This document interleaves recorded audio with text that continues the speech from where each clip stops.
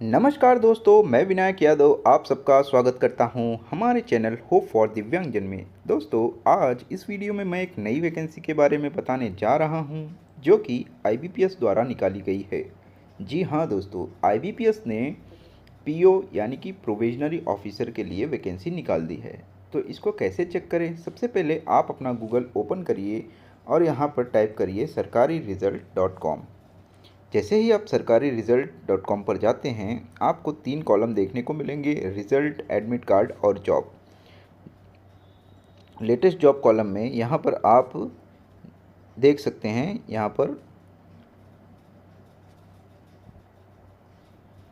पर आप देख सकते हैं आईबीपीएस पीओ ऑनलाइन फॉर्म 2024। इस पर आपको क्लिक करना है। जैसे ही आप इस पर जाते हैं, कुछ इन्फॉर्मेशन देखने को मिलेंगे। तो चलिए देखते हैं कुछ इन्फॉर्मेशन। सबसे पहले हम देख लेते हैं इसकी इम्पोर्टेंट डेट्स। इसकी एप्लीकेशन जो है 1 अगस्त से चालू हो गई है।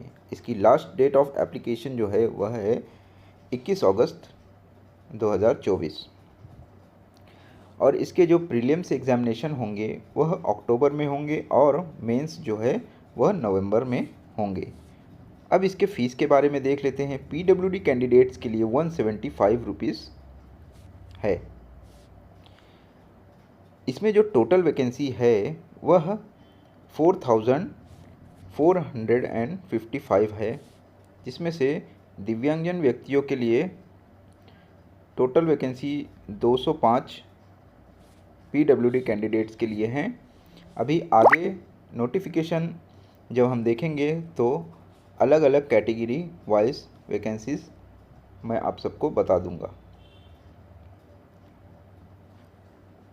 यहाँ पर आप थोड़ा नीचे आएंगे तो यहाँ पर आपको यहाँ से आप अप्लाई कर सकते हैं और यहाँ से आप नोटिफिकेशन डाउनलोड कर सकते हैं। तो दोस्तों, चलिए हम ऑफिशियल नोटिफिकेशन पर चलते हैं।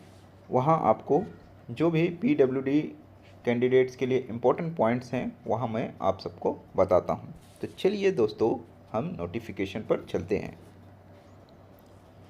दोस्तों, हम ऑफिशियल नोटिफिकेशन पर आ चुके हैं। यहाँ पर आप देख सकते हैं, यहाँ इम्पोर्टेंट डेट्स दी गई है जो कि मैं आप सबको पहले ही बता चुका हूँ।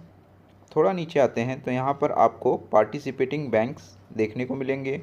यहाँ पर यदि आपका सिलेक्शन होता है तो कोई भी ये बैंक आपको मिल सकती है। अब इसकी एलिजिबिलिटी की बात कर लेते हैं तो इसमें जो एज जो है आपकी मिनिमम एज जो है 20 ईयर्स है। यदि आप 20 ईयर्स के हैं तो इस फॉर्म को भर सकते हैं। और मैक्सिमम जो है यह 30 ईयर्स जनरल कैटेगरी के लिए है। पीडब्ल्यूडी कैटेगरी के लिए 10 साल का रिलैक्सेशन है, यानी कि आप 40 ईयर्स के हैं तो भी इस फॉर्म को भर सकते हैं।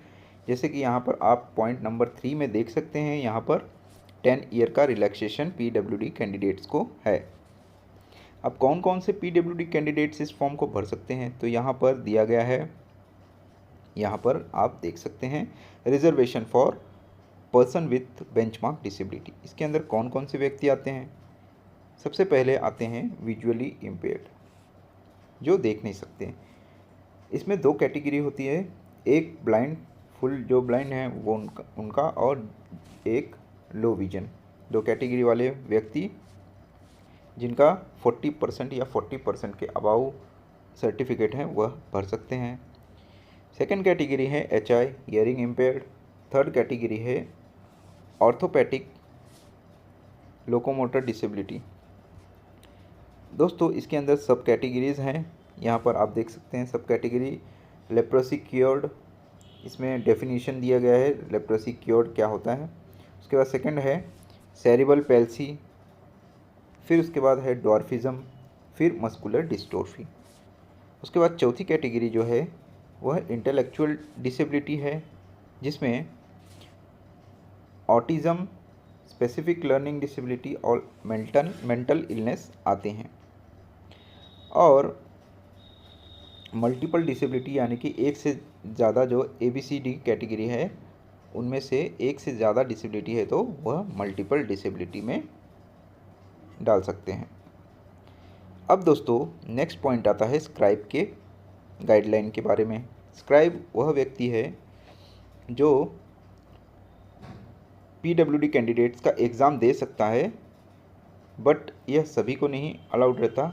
यह ब्लाइंड कैंडिडेट्स को अलाउड होता है और जिनका राइटिंग हैंड अफेक्ट होता है उनको अलाउड होता है। इसके लिए कुछ गाइडलाइंस हैं, तो वह गाइडलाइंस हम देख लेते हैं। तो यहाँ पर सबसे पहला पॉइंट है कि स्क्राइब जो भी आपको अरेंज करना है वह आपको खुद करना होगा, IBPS द्वारा नहीं किया जाएगा। उसके बाद नेक्स्ट पॉइंट है, ये ऑफिस मेमोरेंडम पास हुआ था एक, उसमें 40% के नीचे जो व्यक्ति हैं जिनके हैंड अफेक्टेड हैं, जिनको स्क्राइब की ज़रूरत है, वह उनके लिए है। यहाँ पे वो भी यूज़ कर सकते हैं स्क्राइब, बट उनके लिए आपको अपेंडिक्स 1 और 2 फॉर्म भरना पड़ेगा। अपेंडिक्स 1 जो है वह डॉक्टर द्वारा हॉस्पिटल से बनता है, उसको बनवाना पड़ेगा, तभी आप स्क्राइब यूज़ कर सकते हैं। नेक्स्ट पॉइंट है कि स्क्राइब जो है कोई भी स्ट्रीम से हो सकता है। और एक चीज़ ध्यान रहे, यहाँ पर एक और पॉइंट दिया गया है कि स्क्राइब जो है 1 step below qualification of the candidate होना चाहिए। यानी कि कैंडिडेट यदि ग्रेजुएट है तो वह जो स्क्राइब आप यूज़ करेंगे वह अंडर ग्रेजुएट हो, तो ही आप उस स्क्राइब को ले जा सकते हैं। जो भी स्क्राइब यूज़ करते हैं उनको एक सूटेबल अंडरटेकिंग, एक फॉर्म भर के देना होगा at the time of examination. और फॉर्म भरते टाइम पे भी आपको यस करना होगा, तभी आपको स्क्राइब अलाउड होगा। यहाँ पर दिया गया है at the time of application आपको भरना होगा। 20 मिनट एक्स्ट्रा स्क्राइब को दिया जाता है। उसके बाद यहाँ पर दिया गया है कि बोर्ड अगर मेडिकल टीम जब आपका सिलेक्शन होता है तब आपको सेटिस्फाई करना होगा कि आपको स्क्राइब की ज़रूरत थी। उसके बाद नेक्स्ट पॉइंट है कि ऑनलाइन एप्लीकेशन, जो कि मैंने बता चुका हूँ, ऑनलाइन एप्लीकेशन पे आपको यस करना होगा, तभी आपको स्क्राइब मिलेगा। और नेक्स्ट पॉइंट जो है वह बहुत ज़रूरी है कि स्क्राइब जो भी आप यूज़ कर रहे हैं वह सिर्फ आपका स्क्राइब होना चाहिए और किसी और व्यक्ति का स्क्राइब नहीं हो सकता है, और वह इस एग्ज़ाम को ना देता हो, ऐसा कोई स्क्राइब आपको ले जाना होगा। यहाँ पे दिया गया है स्क्राइब ओनली फॉर 1 कैंडिडेट। यहाँ पर ऑनलाइन इसमें दिया गया है कि at the time of registration आपको कंपेंसेंट्री टाइम के लिए यस करना होगा, तब आपको मिलेगा।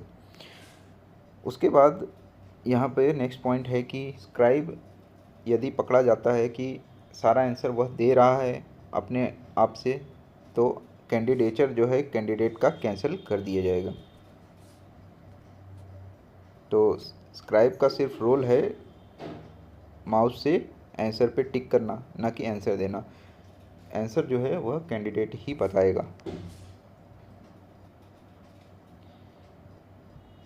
उसके बाद दोस्तों यह पॉइंट एक है, आधार ऑनलाइन वेरिफिकेशन होगा at the time of examination scribe का। उसके बाद दोस्तों ये सब पॉइंट स्क्राइब के बारे में था, एक बार आप भी पढ़ लीजिएगा। उसके बाद एजुकेशन क्वालिफ़िकेशन जो है वह है कि आप कोई भी स्ट्रीम से ग्रेजुएट हैं तो आप इस फॉर्म को भर सकते हैं। फ़ीस के बारे में आपको बता ही दिया हूँ, 175 PWD कैंडिडेट्स के लिए। अब एग्ज़ामिनेशन के बारे में देख लेते हैं दोस्तों।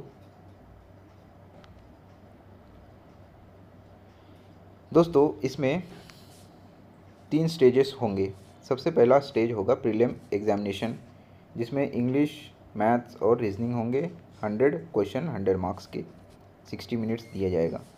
PWD कैंडिडेट्स को एक्स्ट्रा टाइम 20 मिनट्स दिया जाता है, जो एलिजिबल होते हैं एक्स्ट्रा टाइम के लिए। उसके बाद मेंस एग्ज़ामिनेशन होता है, मेंस एग्जामिनेशन जो है आपका 200 मार्क्स का होगा, जिसमें रीजनिंग, जनरल अवेयरनेस, इंग्लिश और डेटा एनालिसिस होगा। और इंग्लिश लैंग्वेज का अलग से होगा मैक्सिमम, यानी कि 25 मार्क्स का वो होगा।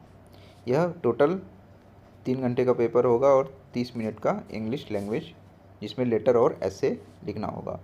यदि आप मेंस एग्जामिनेशन पास होते हैं तब उसके बाद इंटरव्यू राउंड होता है। इंटरव्यू क्लियर करने के बाद आपका फाइनल सिलेक्शन होता है। अब दोस्तों, नोटिफिकेशन के एकदम लास्ट में जब जाएंगे आप,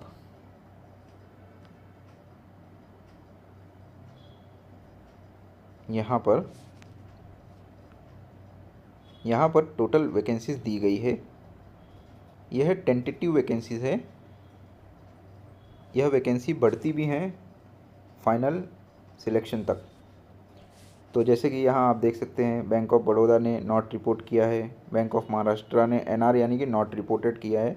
यह सब बैंक जो हैं लास्ट में रिपोर्ट करती हैं अपनी वैकेंसीज, जिससे वैकेंसी बढ़ जाती हैं। तो दोस्तों, यहाँ पर PWD कैंडिडेट्स अपना यहाँ से देख सकते हैं। यहाँ से 4 कैटेगरी PWD कैंडिडेट्स के लिए यहाँ दी गई है। सभी बैंकों में कितने कितने पोस्ट खाली हैं। यहाँ पे जो है HI कैटेगरी जो है 62 सीट है HI कैटेगरी के लिए, OC के लिए 44 है, VI के लिए 44 है और इंटेलेक्चुअल डिसेबिलिटी और मल्टीपल डिसेबिलिटी वाले लोग के लिए 55 सीट है। तो यह टोटल 205 सीट अभी तक PWD कैंडिडेट्स को इस नोटिफिकेशन में दिया है, जो कि आगे जाके और भी बढ़ सकते हैं। तो इस फॉर्म को आप लास्ट डेट से पहले आप इस फॉर्म को भर दीजिएगा। यदि आपके कोई डाउट हो तो आप कमेंट कॉलम में पूछ सकते हैं। तो दोस्तों, आज का वीडियो यहीं समाप्त करता हूँ। धन्यवाद। आपका दिन शुभ हो।